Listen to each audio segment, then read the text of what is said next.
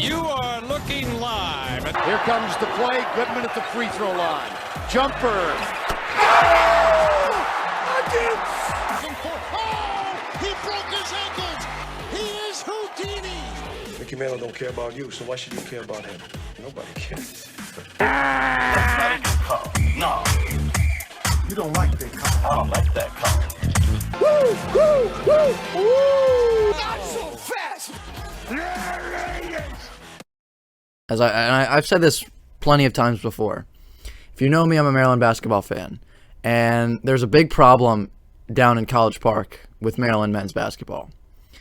And you may look at their record and say, well, they've won more games than they've lost, which is true. But Maryland, they're just, it's not good. It's not good. What's that? What's the thing from the Bill Schwarsky's super fans? Not good, Bob. That's with Maryland right now. They have lost. So they lost to George Mason back in November 17th. That was their first loss of the season. They beat Hofstra by 2. They beat Richmond by 6 in the Bahamas with a comeback. They lost to Louisville, looked terrible. Lost to Virginia Tech on Wednesday, didn't look much better. So Maryland now has lost 3 out of their last 5 games, and the schedule doesn't get much more, I guess you could say, promising. They play Northwestern this Sunday. Northwestern may not be the best team in the world, but it's a conference game, and it's the first conference game of the year for Maryland, I believe, for Northwestern as well. So you have to be, you got to be betting that Northwestern's going to give it everything they have. Hopefully Maryland will as well. And then on the 12th, Maryland plays Florida, who just lost to Oklahoma, but as of right now, they're a top 15 team. They'll probably stay in the top 25 when the rankings come out on Monday. Then they play Loyola Maryland and Brown on the 28th and 30th. So there's really 2 games that you can look at and say, okay, those are gimmies. And then in January, conference play starts up. For the whole slate of conference play starts up. So there really isn't too much more time that Maryland can fart around here. And, they haven't looked good in a lot of their games. They fell behind early, and the only game they really won convincingly was Quinnipiac. And that was the first game of the season. They needed, they let George Washington keep it close. They needed a come from behind win there. Maryland needed Vermont kept it really close. That was a nail biter. George Mason beat them. Maryland needed a comeback to beat Hofstra by 2. Maryland needed a comeback to beat Richmond 86-80. And then now Maryland has lost 2 straight games in which they have yet to score. They haven't scored over 60 points in 2 games. They scored 55 in the loss to Louisville, and they scored 58 in the loss to Virginia Tech. And this is a team that, sure, with the transfer portal, which we'll get to next segment, like college basketball has been huge with the transfer portal as of late. And so, Maryland went out and they got some guys, which, again, we'll address later on, but, they didn't lose too many shooters. And yet the same guys that shot really well in the, past 2 or 3 years have all of a sudden not been able to make a shot. And I don't know what the deal is there. But there are other glaring issues with Maryland's team for those that watch or even watched one game. But when you watch all of them, you sense a theme as they've played, 8 games now, right? 1, 2, 3, 4, 5, 6, 7, 8. Yeah, they've played 8 games now. They're 5-3. And, it's more than disappointing. It's disappointing to say the least. First and foremost, the ball movement is a huge issue. We bring the ball up the court and we stand there and look around at each other waiting for something to miraculously open up. If you stand there and don't move, nothing's going to happen. And it doesn't. Nothing happens. The offense is one of the most stagnant offenses I've seen in the country. And I from what I've seen, I feel like they don't ever run a complete set on offense. You take, for example, Louisville in the championship of the Bahama Mar game. Louisville, always moving. Virginia Tech on Wednesday, always moving. Even teams like Hofstra and Vermont and George Washington, always moving, right?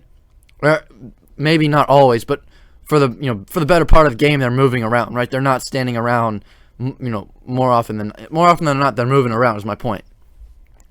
Maryland doesn't do that. As I said, everyone just stands around, waits for something to miraculously open up, and it doesn't because, well, if you stand there and don't do anything, well, nothing's going to happen. And that's once again proved itself to be the case, in these past 5 games. And I mean, you look at 5 out of 8 games, they haven't looked amazing.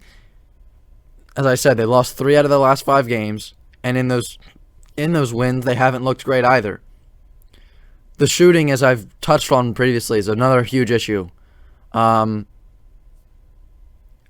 the game against Virginia Tech on Wednesday, our center, Quddus Wahab, was having a really good night, actually. I think he had like 14 points or something like that in the first half. He was really doing well against Virginia Tech, maybe one of his best games of the season, and yet it felt like Maryland went away from him in the second half, and I don't know why.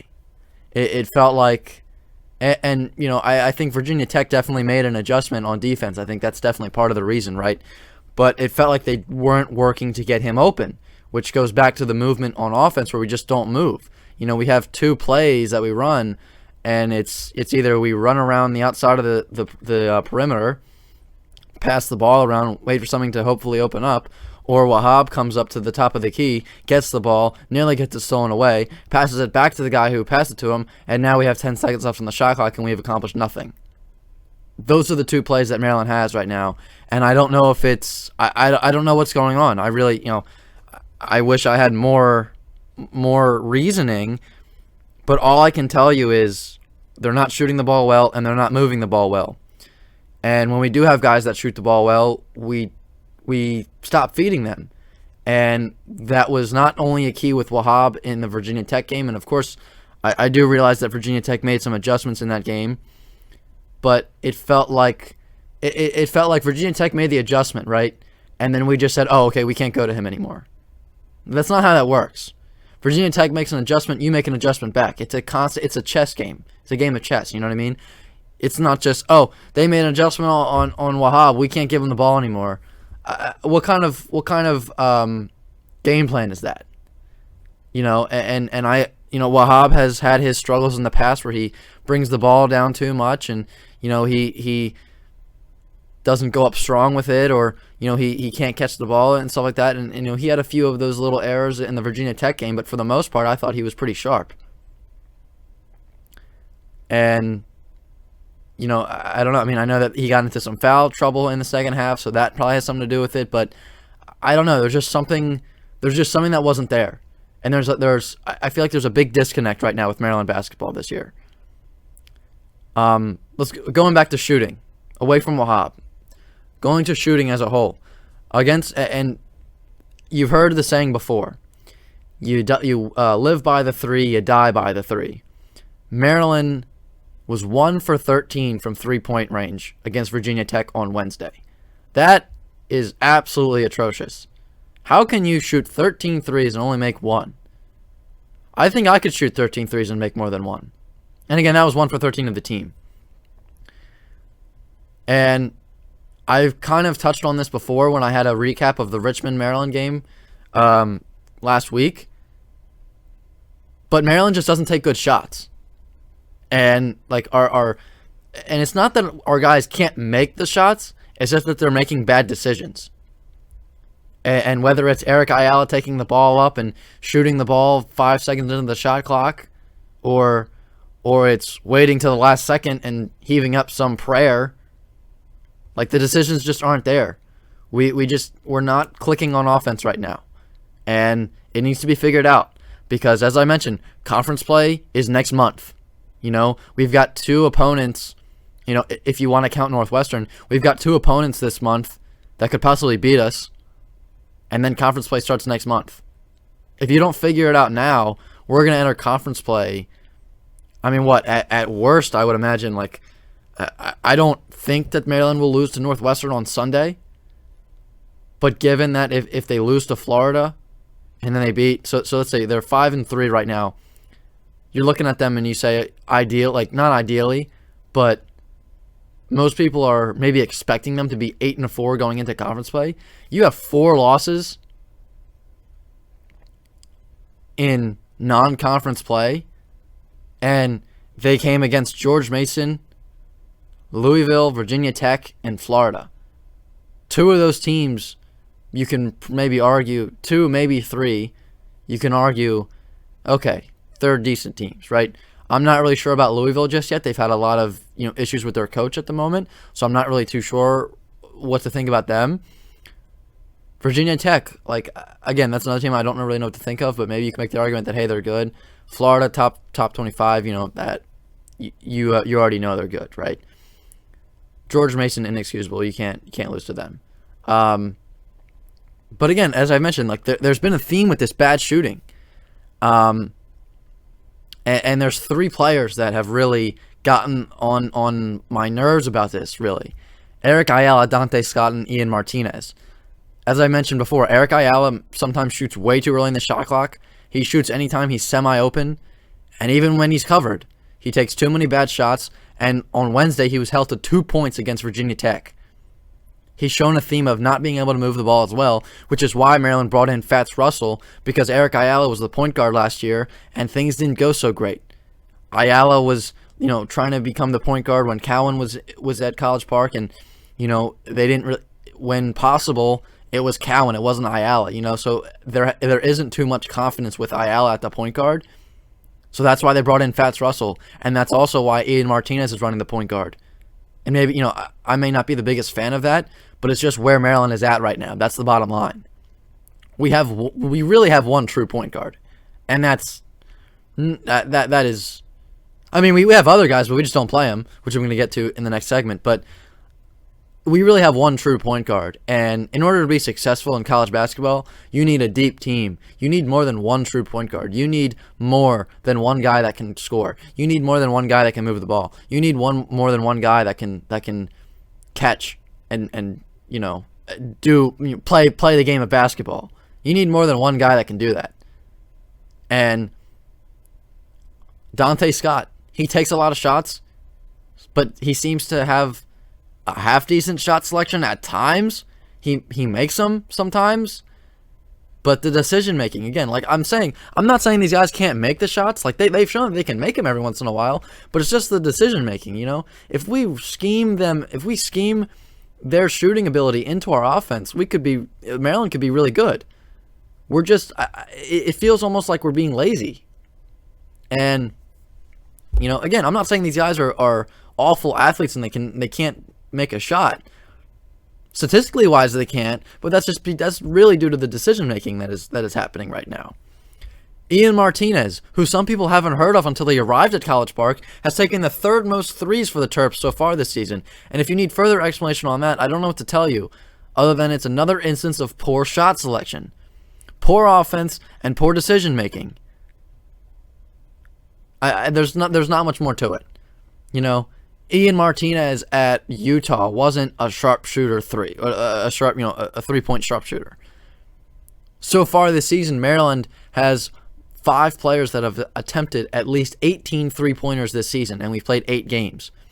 Eric Ayala is 16 of 56, which is a 28.6 shooting percentage. Dante Scott is 9 of 33, 27 shooting percentage. Ian Martinez is 5 of 23, which is 21% from 3. Fats Russell is 4 of 20, 20% from 3. And Hakeem Hart is 6 of 18, which is 33% from the 3-point line. So, as I've said, the talent is there, but something just isn't right. It seems like it's a combination of decision-making and effort. Look at previous years. As I mentioned, Eric Ayala and Dante Scott have made shots before.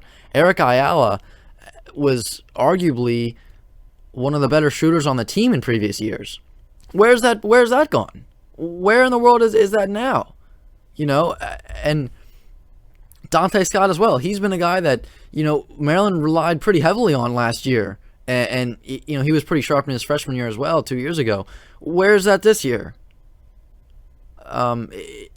And I don't know that players have regressed, but I think that the effort isn't there. The talent is definitely there. We've seen it in the past. It's not like these are just true freshmen where you're not really sure where they're at.